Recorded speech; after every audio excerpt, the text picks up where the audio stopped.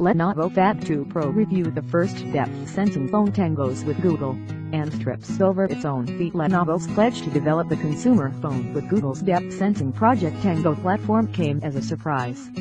The electronics behemoth, which makes most of its money from PCs and computer monitors, was taking something of a risk. Prior to the announcement, a Project Tango smartphone had yet to hit store shelves. But Lenovo's confidence in Tango's promise spurred it forward.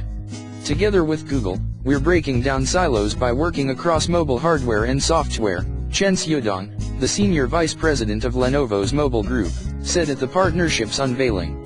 Turning our shared vision into reality will create a more holistic product experience that captures the imagination of today's consumer.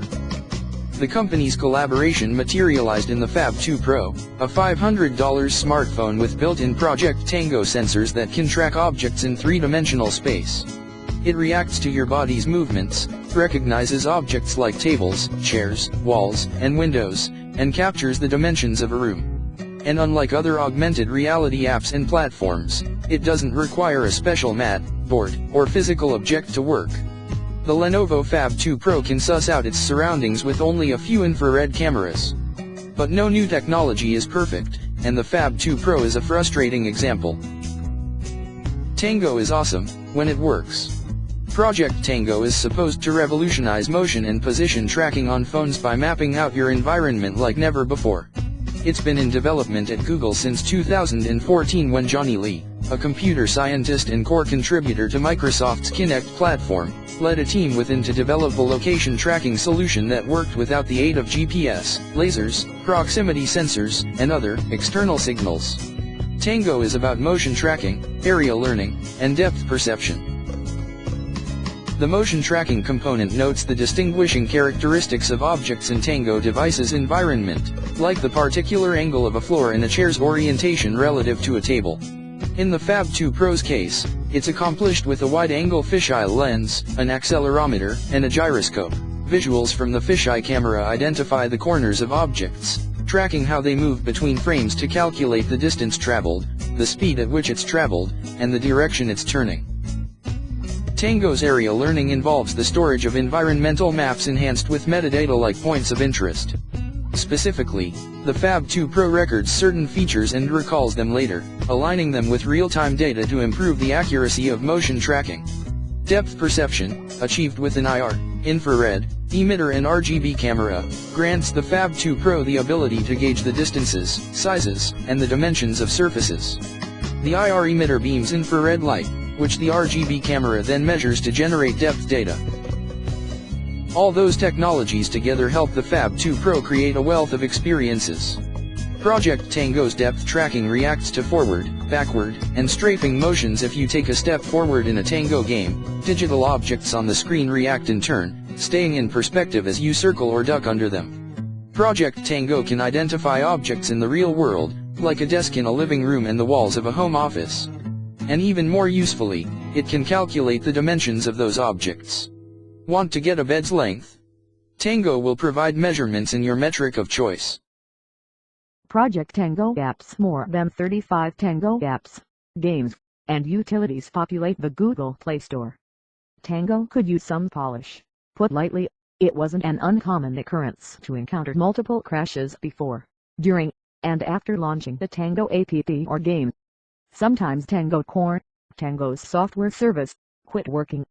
Other times the camera disconnected, or the apps themselves failed to load. And even when Tango's fundamentals chugged along without complaint, they often misjudged their surroundings. Wrinkled sheets on a bed became peaks and valleys, and a dining room candelabra was rendered a virtual wall. World, from 2004 cult hit Katamari Damacy creator Kita Takahashi, is one of the most effective uses of Tango tech we've seen. You're tasked with building the village of your dreams, bound only by the dimensions of your real-world environment. World makes remarkable use of Tango's environmental tracking. Houses sit securely on tables and chairs, as do the little creators that inhabit them. World suffers from the same tracking problems as all other Tango apps, namely misjudging the geometry of an object and detecting barriers where none exist. That can make building a digital village a chore, but for the most part, it is far and away the most fun we've had with Tango. Lowe's vision may not feature World's cartoon cities, but it does have an abundance of microwaves. It's among a class of Tango applications that leverage the tech's depth sensing abilities for more pragmatic purposes. Extendable digital measuring sticks faithfully report the width, height, and depth of real-life objects as you drag your fingers along them. And an annotation option helps you attach useful notes to said objects for future reference. The undisputed highlight of Lowe's vision is the design tool, which connects you to the retailer Lowe's online catalog of appliances and home decor. Want to see whether or not the kitchen has enough clearance for that new microwave you've been eyeing? Tap and drag it in place. Want to get an idea of how that new floor rug would look in the dining room? Plop it on the real-world floor in front of you. That is, if Tango judges the distance correctly. Hefty, but sturdy, design. The Phab 2 Pro is ostensibly a smartphone, but you wouldn't necessarily guess from its outward appearance. That's because its aluminum unibody is easily the largest and heaviest out there. It's 7 inches high, 3.5 inches wide, about a half an inch thick, and weighs about 9.14 ounces, just over half a pound. No matter how you slice it, the Phab 2 Pro is a monster, easily outsizing Apple's iPhone 7 Plus, Google's Pixel XL, and even the 2-year-old Nexus 6 in pure heft and footprint. This means that, more than ever, if you hold it to your face, you look ridiculous. Short of a Bluetooth headset or the handset's speakerphone function, you won't use the Phab 2 Pro to make phone calls. Phab 2 Pro's unwieldy size makes it difficult to hold. A stretch of light Google searching, tweeting, and email pursuing were all it took for our arms to feel like they were about to fall out of his sockets, and one-handed use is out of the question. The volume rocker and power button are just within reach of a fully extended thumb, but the topmost portion of the screen isn't. Short of shimmying up the Phab 2 Pro's body with a dexterous hand, it's pretty much impossible to reach anywhere on the display's upper third, making swiping away notifications, replying to texts, and toggling alarms a chore. That's not to say the Phab 2 Pro isn't pocketable or pretty. It, just barely, fits in an average pair of men's jeans. It has a beautiful fit and finish, and the front is dominated by a bright, colorful 6.4-inch LCD display shielded beneath ever so slightly curved 2.5D Gorilla Glass. Underneath it sits 3 touch-sensitive, illuminated buttons used to navigate around the phone's software, a home button, multitasking button, and back button. And above that is an earpiece, a multicolor LED, 8-megapixel selfie camera, and proximity sensors. Polished chamfered edges run the length of the Phab 2 Pro's sides, with antenna lines near the top and bottom. On the left is a SIM card slot, the headphone jack sits on the top, and on the bottom is a bifurcated speaker grill and 2 exposed screws.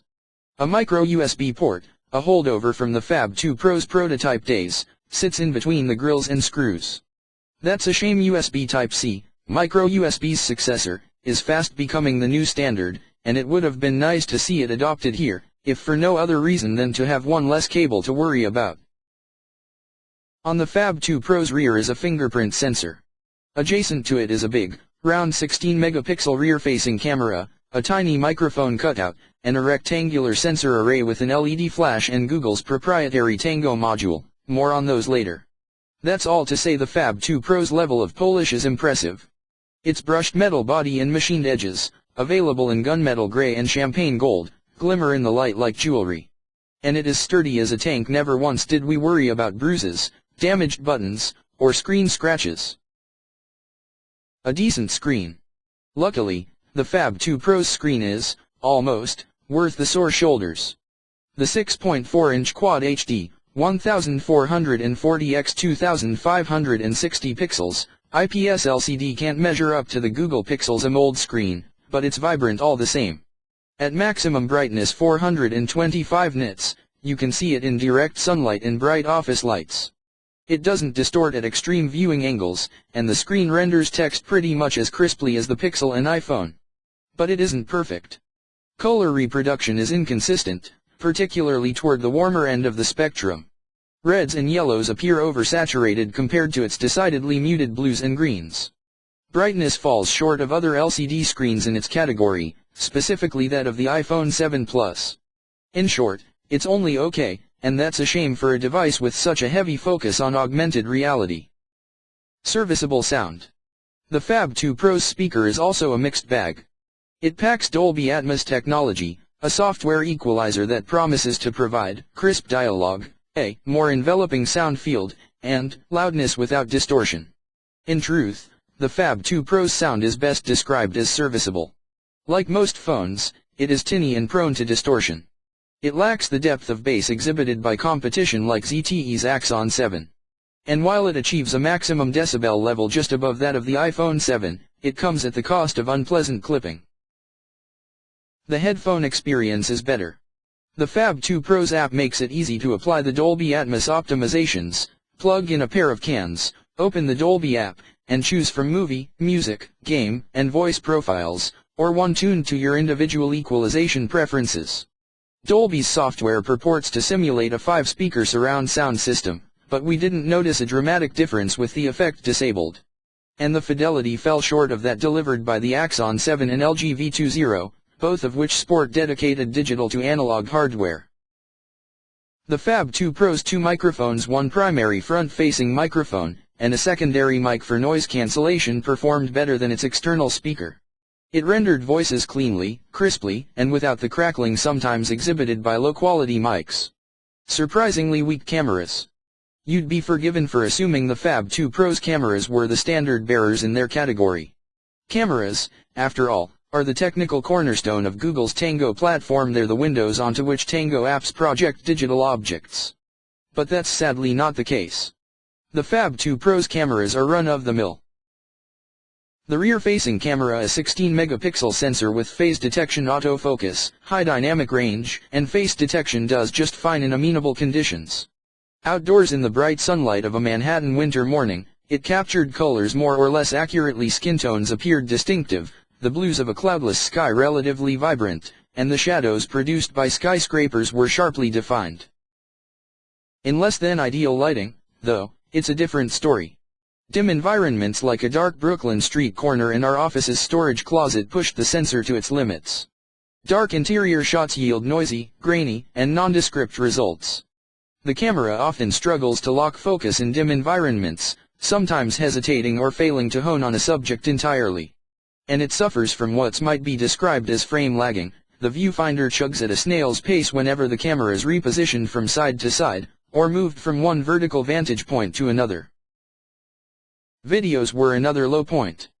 The resolution maxes out at 1080p, 1920 x 1080 pixels, a step down from the Quad HD, 2560 x 1440 pixels, fidelity phones like the ZTE Axon 7 and Google Pixel are capable. And thanks to a lack of optical stabilization, they tend to come out wobbly and jittery. The 8-megapixel selfie camera, with an f/2.2 aperture, is a little better. It snaps bright, clear selfies relatively free of grain and grittiness. But like the Phab 2 Pro's rear-facing camera, it struggles to capture colors evenly across the spectrum. In our tests, shades of skin tended to blur together, and banding noise, a distinctive gradient of shades, in other words, was an all too frequent appearance.